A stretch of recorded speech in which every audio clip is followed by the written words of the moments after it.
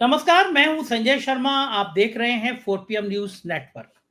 महाराष्ट्र में चुनाव हो जाने चाहिए थे, हरियाणा के साथ चुनाव की घोषणा हो जानी चाहिए थी, मगर साहेब परेशान हैं। भारतीय जनता पार्टी परेशान है। महाराष्ट्र में हरियाणा की तरह डिब्बा गोल होता हुआ नजर आ रहा है। तो अगर कश्मीर, हरियाणा का जो हाल है, अगर महाराष्ट्र में भी वो हाल होता तो साहब की कुर्सी डोलने लगती। तो महाराष्ट्र के चुनाव नहीं कराए। महाराष्ट्र में बीएमसी जो सबसे मजबूत नगर पालिका है, उसका भी चुनाव नहीं कराया गया। आखिर बीजेपी इतनी परेशान क्यों है? और गोदी मीडिया के एंकर और एंकरनिया वो कह रहे हैं पापा जी गए और पापा जी ने युद्ध रुकवा दिया रूस और यूक्रेन का। चैनल अपने थंबनेल लगा रहे हैं कि मोदी जी पहुंचे, जेलेंस्की से मिले और रूस और यूक्रेन का युद्ध रुक गया। बलिहारी है इन चैनलों की। मणिपुर है 22 लाख की आबादी वाला, वहां तो साहब आज तक गई नहीं। मणिपुर का मान ही निकला मुंह से और युद्ध रुकवा दिया। जम्मू कश्मीर में 1.5 दर्जन लोग मर गए अभी शपथ लेने के बाद प्रधानमंत्री की। नॉर्मल आदमी नहीं, सेना के जवान मर गए, लेकिन प्रधानमंत्री जी चुप। और madam Amethi return madam Smriti Irani कह रही हैं कि नेशनल कॉन्फ्रेंस के साथ मिलकर कांग्रेस के आतंकवाद को बढ़ावा देगी। इन 2 महीने में जो जो 17-18 सैनिक मर गए हमारे, वो आतंकवाद को बढ़ावा देना नहीं है तो क्या है? लेकिन गोदी मीडिया के एंकरनिया परी और पापा की परी और परा इस बात को प्रचारित कर रहे हैं कि पापा का जलवा बहुत ज्यादा है, साहिब का जलवा बहुत ज्यादा है। हकीकत क्या है? महाराष्ट्र के चुनाव क्यों टाले गए? हरियाणा के हालात क्या है? इन सब विषयों पर बात करेंगे और चलेंगे सीधे महाराष्ट्र और एक बहादुर पत्रकार राजीव रंजन से बातचीत करेंगे और जानकारी करेंगे कि महाराष्ट्र का खेल क्या चल रहा है। पूरा वीडियो सुनिएगा, बहुत शानदार बातचीत है। उससे पहले रिक्वेस्ट है, चैनल को ज्वाइन और सब्सक्राइब करना ना भूलें। 4 PM न्यूज नेटवर्क में स्वागत है राजीव जी आपका।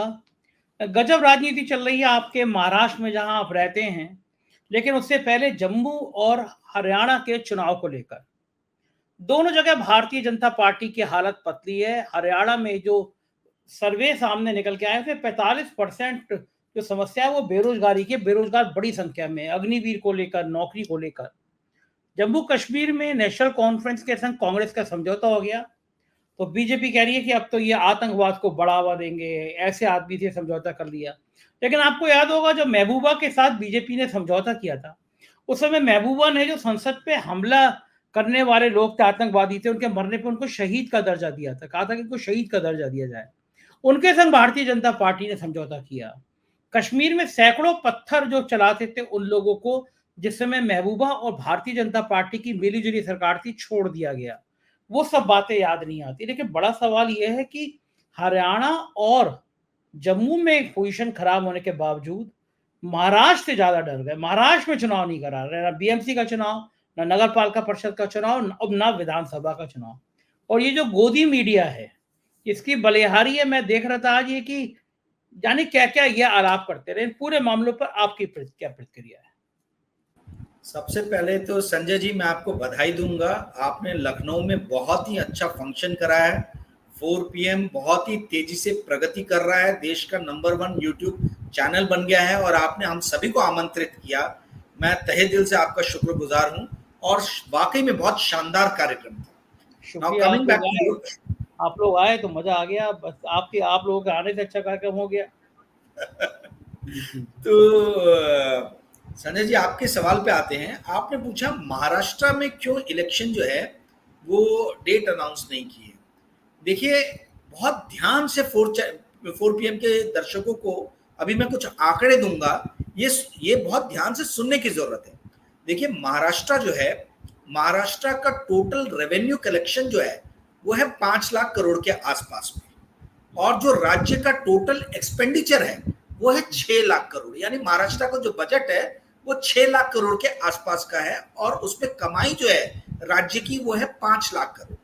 1 लाख करोड़ का फिस्कल डेफिसिट है। अब हुआ ये है, ये फिस्कल डेफिसिट 1 लाख करोड़ का क्यों आया? क्योंकि ये सरकार ने अजीत पवार जी के जो फाइनेंस मिनिस्टर हैं उनके प्रलोभनकारी नीतियों को जो है वो उन्होंने इलेक्शन के ठीक पहले अनाउंस किया।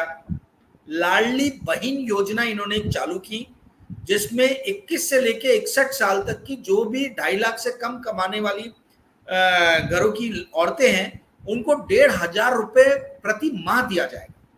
ऐसे कम से कम 2 करोड़ 20 लाख औरतें हैं।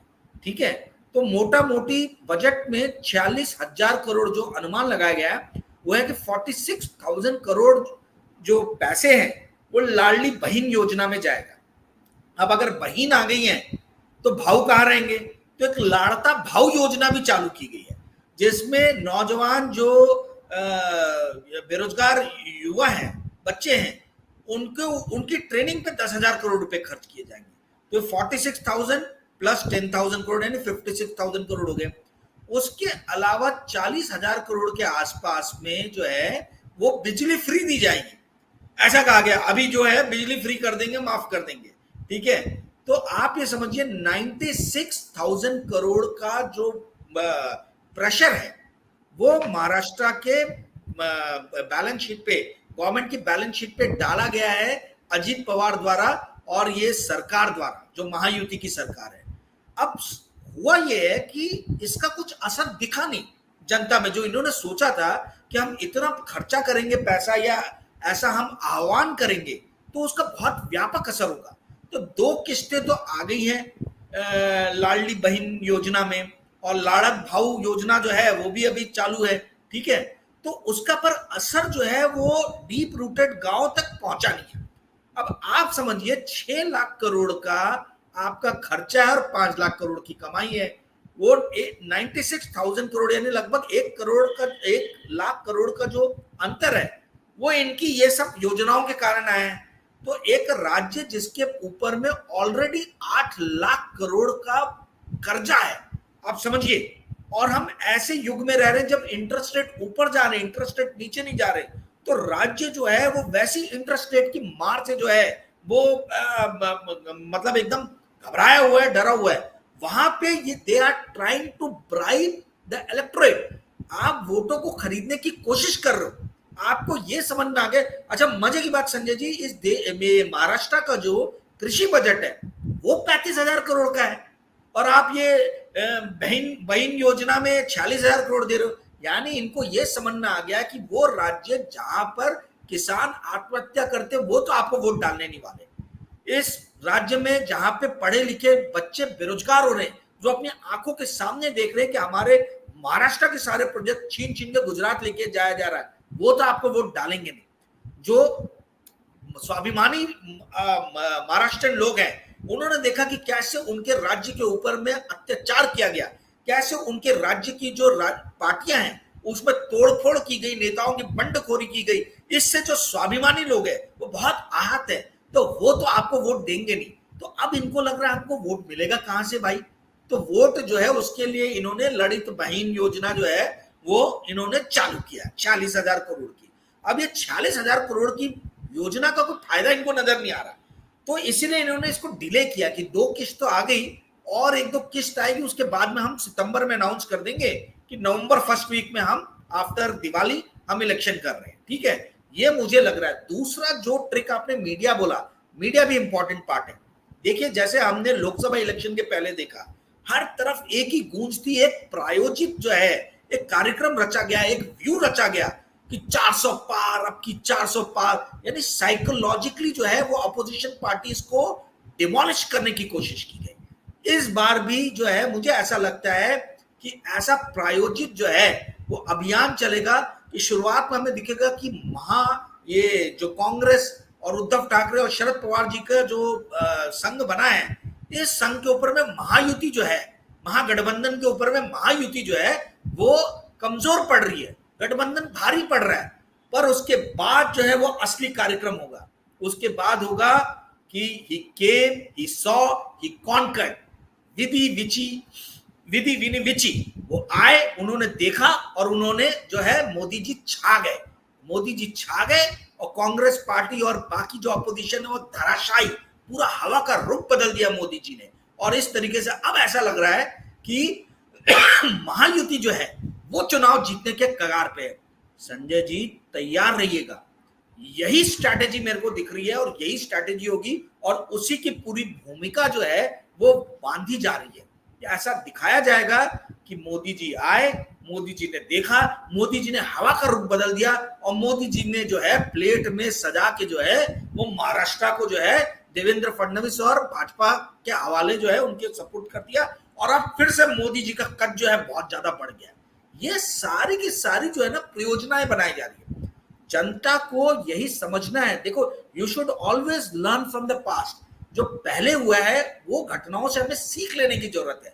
और हमने देखा है कि इस तरीके के बहुत सारे प्रायोजित मीडिया द्वारा रचे गए युद्ध जो है, यानी आर्टिफिशियल युद्ध, ये हमने देखे हैं कि किस तरीके से रचे गए हैं और किस तरीके से जो इलेक्शन जो है वो हमारे दुबई में बैठे हुए नानाजी देशमुख के रिश्तेदार यशवंत देशमुख जी है ना, जो आके बोलेंगे कि भाजपा के जो है जहां जहां कैंडिडेट है वहां वहां भाजपा का पलड़ा भारी है, और जहां जहां उनके समर्थक दल है वहां थोड़ी स्थिति खराब है, पर मोदी जी आएंगे और मोदी जी हवा का रुख बदल देंगे। या प्रशांत किशोर पांडे उर्फ पांडे बाबा, ऐसे सीडो इंटेलेक्चुअल आएंगे और वो कुछ तो भी ऐसा बोलेंगे कि वाह मोदी जी आए और मोदी जी ने कमाल कर दिया, और मोदी जी के बराबर का तो कोई कदावर लीडर ही नहीं है।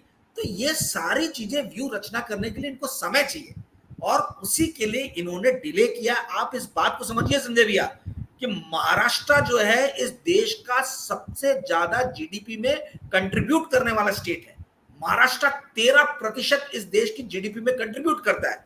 यदि आज भारत का GDP, nominal GDP 310 lakh crore या 320 लाख करोड़ के आसपास में है, तो 45 से 47 लाख करोड़ के आसपास में, 45 लाख करोड़ के आसपास में महाराष्ट्र कंट्रीब्यूट करता है। तो महाराष्ट्र को ये किसी भी तरीके से अपने हाथ से जाने नहीं देंगे। परंतु महाराष्ट्र के साथ जो बेईमानी हुई है पिछले 10 साल में, उसका हिसाब किताब तो यहाँ के स्वाभिमानी लोग लेंगे। मराठा प्राइड जागा हुआ है, ये मोदी जी को समझ में आ रहा है, भाजपा को समझ में आ रहा है, इसलिए वो इस युद्ध को डिले करने की कोशिश कर रही है। जी संजय जी। छोटी बात है राजीव जी, आपने तस्वीर बहुत बढ़िया खींची। मैं 2 दिन पहले देख रहा था कि आज तक पे प्रोग्राम शुरू हुआ देश का मिजाज, और प्रोग्राम शुरू हुआ कि अगर लोकसभा चुनाव के बाद, लोकसभा के चुनाव के नतीजों के बाद अब देश का माहौल क्या है, कि अगर अब चुनाव हो जाए लोकसभा के तो अब राहुल बनाम मोदी। मैं हैरान, ये तो कभी नहीं हुआ कि चुनाव हुए 3 महीने नहीं हुए और देश का मिजाज जानने निकल पड़े। तो आप अगर इसमें देश का थर्मामीटर नापेंगे तो ये होगा कि पिछले 3 महीने भी हुए भी नहीं है, लेकिन मोदी सरकार की सुपर सुपर बेइज्जती हो रही है। हर मामले में फेल हो गए हैं। जम्मू कश्मीर में 1.5 दर्जन घटनाएं हो चुकी हैं, 1.5 दर्जन सैनिक मारे जा चुके हैं। स्मृति ईरानी पूछ रही है कि वो नेशनल कॉन्फ्रेंस के संग आतंकवाद को बढ़ावा देंगे। इन मोहतरमा को, अमेठी रिटर्न को, स्मृति ईरानी को ये नहीं पता कि पिछले 2 महीने में 1.5 दर्जन 18-19 लोग सैनिक मर जाएं किसी राज्य में, सेना के। गोदी मीडिया दिखा नहीं रहा कितनी बड़ी घटना हुई है। 1 दर्जन से ज्यादा जगह पे हमले हुए हैं। कश्मीर कितना खौफनाक जगह में है। पहले तो घाटी में घटनाएं होती थी, अब जम्मू में भी हो गई हैं। तो अब आतंकवाद नजर नहीं आ रहा। तो मैं ये हैरान हुआ कि ये गोदी मीडिया आज तक पे चलना शुरू हुआ कि देश का मिजाज। मैंने कहा ये अभी लोकसभा चुनाव की बात क्यों हो रही है। थोड़ी देर बाद मेरी लाइट जली, दिखाया कि मोदी जी अगर चुनाव हो जाए तो एनडीए 8-9 सीटें ज्यादा जीत जाएगा। यानी 2 महीने में मोदी जी का कद बढ़ गया। 2 महीने में इतनी सुपर बेइज्जती किसी सरकार की नहीं हुई जितनी इस सरकार की हुई। एक के बाद एक बिल रखे गए। पहले वक्फ बोर्ड का रखा गया, फिर हम जैसे यूट्यूबर की जवान पे लगाम लगाने के लिए बिल लाया गया, फिर वो एंट्री की बड़े बड़े बुद्धिजीवियों की एंट्री बैकडोर से हो जाए, संघ के पोषित लोगों पे हो जाए, उस पर मुद्दा बवाल खत्म हो गया तो लेटरल एंट्री की बात खत्म करनी पड़ी। मतलब संसद में वो फर्जियत हुई, लेकिन आज तक कह रहा है कि भाई ग्राफ बढ़ गया। और बाद में जब आया तो युवा कि चुनाव हुआ तो एनडीए की सरकार बनेगी और बहुत ज्यादा तरीके से बनेगी। फिर मैंने नाबुका कुमार का एक भक्त में आगे आजकल चल रही है। मतलब इन चमचों में होड़ है, इन एंकरनियों में होड़ है कि कौन एंकर आगे निकलता है भक्ति काल में, या कौन एंकरनियां ज्यादा आगे निकलती हैं। बच्चे बच्चे में अपने पड़ोस में राजनीति निकल जाए। और मैं सारे दर्शकों से कहता हूं अगर मेरी बात गलत लगी तो चेक कर लीजिए। अपने यहाँ अड़ोस पड़ोस में बाजार में जाके पूछिए 10 लोगों से कि सरकार क्या विपक्ष का डराने के लिए ईडी और सीबीआई का इस्तेमाल कर रही है।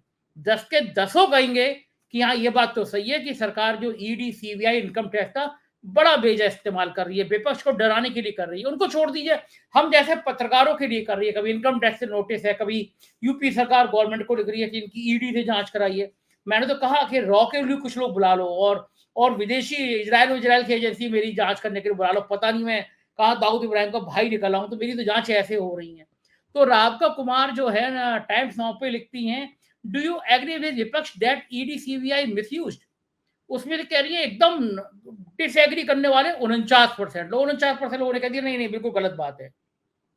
सहमति दिखाई 24% ने, पता नहीं 15% ने, और सम वाट एग्री 12% में। यानी उनके हिसाब से लगभग आधे 49% लोगों ने कह दिया कि नहीं नहीं कोई मिसयूज नहीं हो रहा है, यानी बहुत सही हो रहा है। अब इन मोहतरमा से पूछो कि क्या अकल घास चरने चली गई है देश के लोगों की? क्या ये देश के लोग जानते नहीं है कि बच्चा बच्चा कह रहा है कि ईडी सीबीआई का दुरुपयोग हो रहा है? अब वो मैडम चैनल पर बैठ के कह रही है, इसीलिए चैनल की टीआरपी गिर रही है, इसीलिए लोग देख रहे हैं।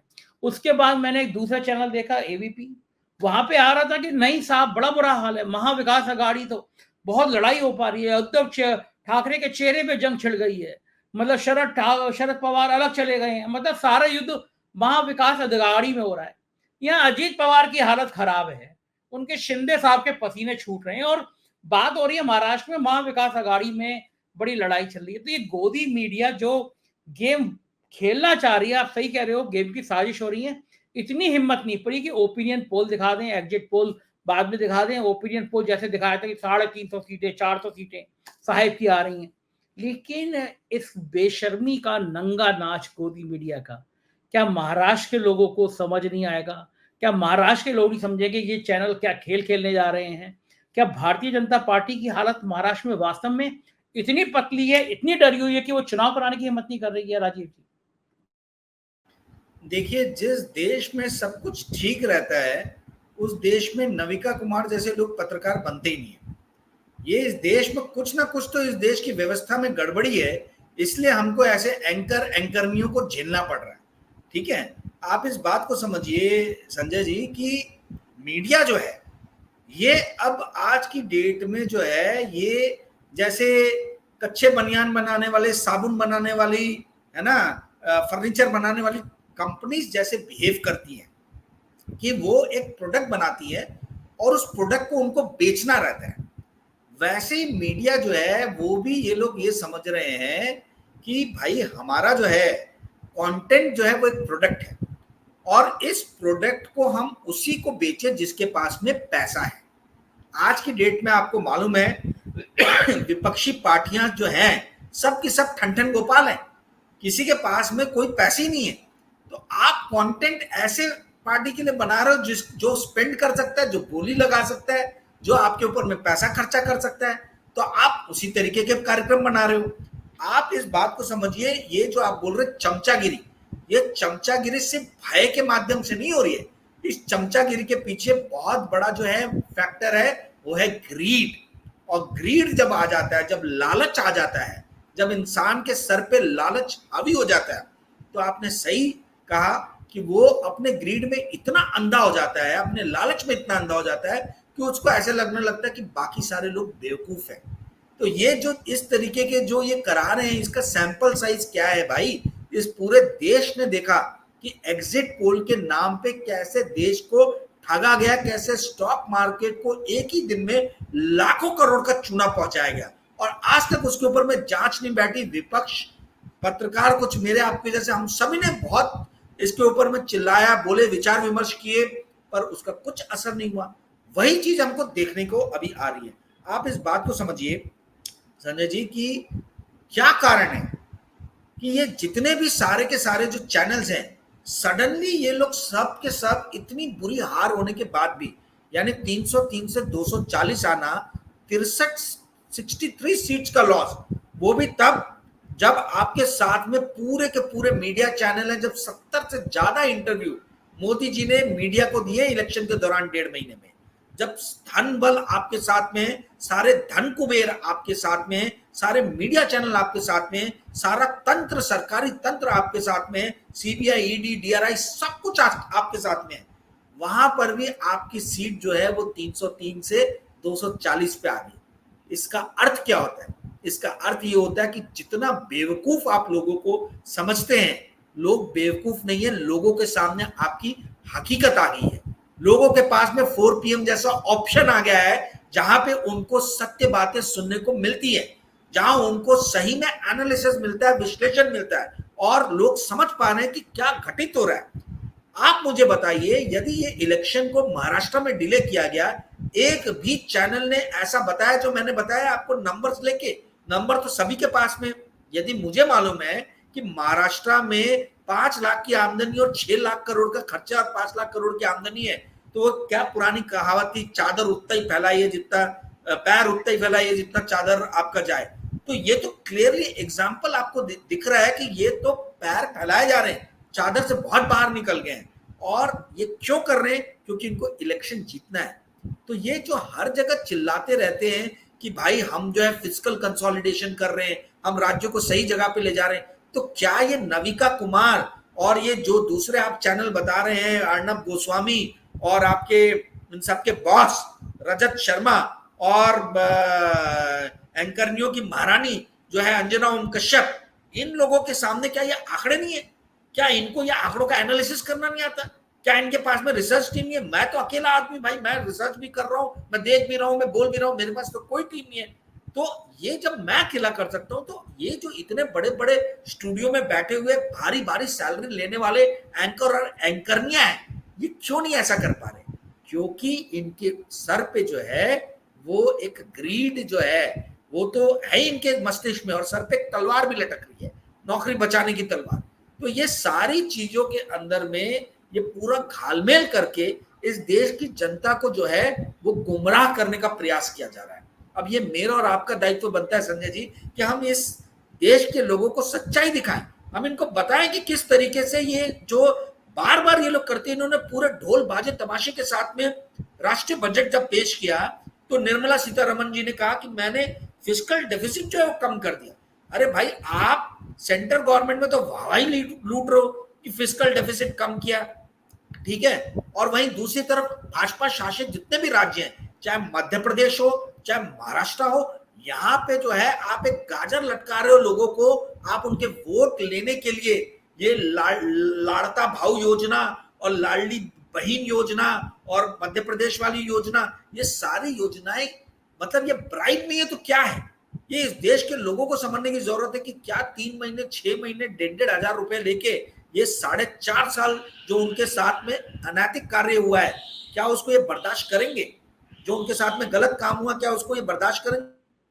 लोगों को सोचने की जरूरत है। जी संजय जी। अजीत जी सही कह रहे हैं, और मैं आप इतने जागरूक पत्रकार हैं, लेकिन तब भी आपको आज दुनिया की एक बहुत बड़ी खबर पता नहीं चली, मुझे भी पता नहीं चली थी।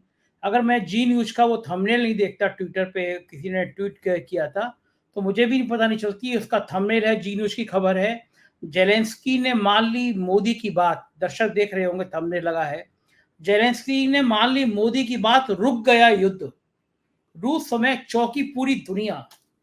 हमें पता ही चला कि रूस और यूक्रेन का युद्ध रुक गया, ये जी वालों को पता चल गया। मोदी जी ने फोन किया होगा जी वालों को, भाई मैंने रुकवा दिया। एक साहब पहले भी जो है परियां, जो पापा की परियां, वो कह रही थी कि ये जो है कि एक पापा जी ने, मतलब साहेब ने युद्ध रुकवा दिया एक फोन पे, युद्ध रुक गया। मणिपुर 22 लाख की आबादी वाला मणिपुर 1 साल से जल रहा है। साहब वहां डर के मारे जा नहीं पाए, युद्ध तो क्या ही रुकवा दे, और वहां पे जेलेंस्की ने मान लिया, युद्ध रुक गया। इतनी फर्जी कहानी करते हुए इनका दिल कलेजा नहीं कांपता कि ये देश की जनता ये जूते मारेगी किसी दिन की, तुम ये झूठ बोल रहे हो। कहाँ पापा की परियां, पापा के परे ऐसे से कह रहे हैं कि पापा जी जाकर युद्ध रुकवाया है, मतलब लोगों को कुछ भी नहीं बचा ना। देखिए, मुझे ऐसा लगता है कि मोदी जी के सारे अरमान पूरे हो गए, सिर्फ उनका एक अरमान बाकी है, वो उनको नोबेल पीस प्राइज चाहिए। तो नोबेल पीस प्राइज की चाहत में जो है वो, अब आप उनकी जितनी भी हरकत है आप देखेंगे, अब उनको जो है वही एक चीज की जरूरत है कि भाई मुझे, उनकी एक ही आकांक्षा है, एक ही ख्वाहिश है कि मेरे को नोबेल पीस प्राइज मिलना चाहिए, बाकी सब हो गया है। तो उसके लिए वो अपने जो इनके चेले चपाटे हैं जो मीडिया में बैठे हैं, काश की भारत की मीडिया को देख के नोबेल पीस प्राइज डिसाइड करने वाली कमेटी जो है वो नोबेल प्राइज देती, तो शायद इनको जो है वो अभी तक नोबेल प्राइज मिल भी गया रहता है। ये कब से 1.5 साल से जो है 2022 मार्च में युद्ध शुरू हुआ था, वो तब से जो है फरवरी 2022 से शुरू हुआ था, 4-6 महीने बाद से ही युद्ध रुकवाने की जो है ये इस तरीके की जो है फर्जी फ्रॉड जो है ये कॉल्स हमको सुनने में आई है अलग अलग सोशल मीडिया प्लेटफॉर्म्स पे और मीडिया में। तो आप इस बात को समझिए कि मोदी जी की जो ख्वाहिश है कि मुझे नोबेल पीस प्राइज जीतना है, तो उसके उस वो भले जीते चाहे नहीं जीते, पर भारत में एक ऐसा माहौल बना देंगे कि मोदी जी जो है अब वो लीडर नहीं है, वो स्टेट्समैन है। वो लीडर से भी एक स्टेप ऊपर बढ़ गए, अब वो स्टेट्समैन के उसमें आ गए हैं। और स्टेट्समैन है तो भाई कोई भरोसा नहीं है, वो उनको नोबेल पीस प्राइज मिल सकता है। इसीलिए ये इतने रशिया और यूक्रेन के चक्कर काट रहे हैं। ये इसका मकसद सिर्फ एक ही है कि इनको नोबेल पीस प्राइज चाहिए और इनको कुछ करता हुआ ऐसे नजर आना चाहिए। और ये ऐसा करते हुए नजर आएंगे तभी भारत में भी इनका कद वापस से बढ़ेगा, जो कि बहुत घट गया है। राष्ट्रीय स्वयंसेवक संघ जो इनसे संभाले नहीं संभल रहा, वो भी शायद थोड़े दिनों के लिए मोहलत दे देगा और शांत हो जाएगा। और बाकी जो इनके राहुल गांधी और इंडिया अलायंस के जो विपक्षी दल के जो लीडर्स है, जो प्रहार पे प्रहार और घोर प्रहार किए जा रहे हैं, उससे भी थोड़े दिनों के लिए इनको निजात मिलेगी। तो पीस प्राइज मिले चाहे नहीं मिले, उसका एक पूरा प्रपंच जो है वो पूरा प्रपंच बढ़ा जा रहा है। जी संजय। तो ठीक है राजीव भाई, अच्छा इसके महाराष्ट्र के बाद हरियाणा की बात करें। हरियाणा की भी बात कर करके कपकपी चढ़ रही है बीजेपी के पास। इसके अलावा कोई चारा ही नहीं बचा है कि हरियाणा में कांग्रेस को तोड़ दें। बीजेपी के नेता का बयान है कि सरकार बन भी गई कांग्रेस की तो अमित शाह जी कर ही लेंगे। बीजेपी के नेता हम लोग कांग्रेस तोड़ देंगे, मतलब सरकार बनेगी सरकार तोड़ देंगे, अभी से बयान आ रहे हैं। तो हरियाणा में जो हालत पतली है, अगर कश्मीर और हरियाणा दोनों के नतीजे जैसे संकेत मिल रहे वैसे है, तो बीजेपी कहाँ मुंह दिखाएगी, छुपाएगी आगे अपना, और कहाँ मोदी जी छुपेंगे, किस गुफा में छुपेंगे। उसके बाद चुनाव तो कराना ही पड़ेगा ना, महाराष्ट्र में भी कराना पड़ेगा, झारखंड में भी कराना पड़ेगा, तब क्या स्थिति होगी। इसमें देखिए दो चीजें हैं। एक तो अभी जैसे किरण चौधरी जो है, उनको कांग्रेस से छीना, 45 साल से जो कांग्रेस में थी, बंसीलाल जी की बेटी, किसी ने सोचा नहीं था। बंसीलाल जी इंदिरा गांधी के टाइम में डिफेंस मिनिस्टर हुआ करते थे, उनकी बेटी को वो भाजपा में जा रही है। तो आप इसे समझ जाइए कि किस लेवल पे इन लोग की तैयारी चल रही है। इनको मालूम है कि जनता इनको पसंद नहीं कर रही है, पर जो लीडर्स हैं ये उनकी खरीद फरोख्त में लगे हुए हैं। ठीक है, इनको ये नहीं समझ में आ रहा कि जनता जो है, अब तो वो पप्पू यादव और आपके जो उत्तर प्रदेश से जीते हैं, जो जिनको बहन जी ने मिलने से भी मना कर दिया था, नाम भूल रहा हूं मैं उनका, चंद्रशेखर आजाद, इस टाइप के लोगों को लोग खुद ही हीरो बना रहे हैं और उनको जिता रहे, भले कोई पार्टी रहे चाहे नहीं रहे। तो किरण चौधरी जाए चाहे कोई से भी बड़े, कितने भी बड़े बड़े लीडरों को आप तोड़ लो, आप लोगों को नहीं खरीद सकते हो। हजारों लाखों लोगों को आप नहीं खरीद सकते हो। आप खरीद सकते हो नेताओं को, तो जाइए खरीदिए। ये जितने भी नेता जो दल बदलू नेता है, ये पहले चले जाएंगे, इसके बाद नहीं जाने वाले। और देखिए कांग्रेस को भी एक समझने की जरूरत है संजय जी, आप भी अपने एंड से पता कीजिएगा। जहां तक मेरी जानकारी है वो ये है कि कांग्रेस के बहुत सारे डिस्ट्रिक्ट्स में डिस्ट्रिक्ट प्रेसिडेंट ही नहीं है। तो ये जो वहां पे संगठन के तौर पे जो है, वो इनको जो है ना अमूलचूल परिवर्तन करके काम करने की जरूरत है, संगठन मजबूत करने की जरूरत है। परंतु जनता, इस बार जनता ने ठान लिया कि हम इनको भाजपा को सबक सिखाएंगे। आप चाहे नवीन जिंदल तोड़ लो, आप चाहे किरण चौधरी को ले लो भाजपा में, आप देखो उनको पार्टी से तोड़ा और राज्यसभा दे दिया। ये तो किरण चौधरी जी अशोक चौहान हो गई है महाराष्ट्र की। अशोक चौहान जिस दिन गए उस दिन राज्यसभा पहुंच गए। तो आप इस बात को समझिए कि बड़े बड़े लीडर जितने भी ये तोड़ना चाहे, हरियाणा की जनता ने ठान लिया है कि 10 साल जो जिस तरीके का कष्ट इन्होंने दिया, खासतौर पे किसानों को, उसका बदला तो ये लेंगे। और जिस तरीके से इनकी बेटियों को अपमानित किया गया, जिस तरीके से दिल्ली की सड़कों पे घसीट घसीट के उनको पीटा गया, ये इस चीज को जो है हरियाणा की जनता भूलने नहीं वाली है। ये आप तोड़ लो, पैसे से खरीद लो।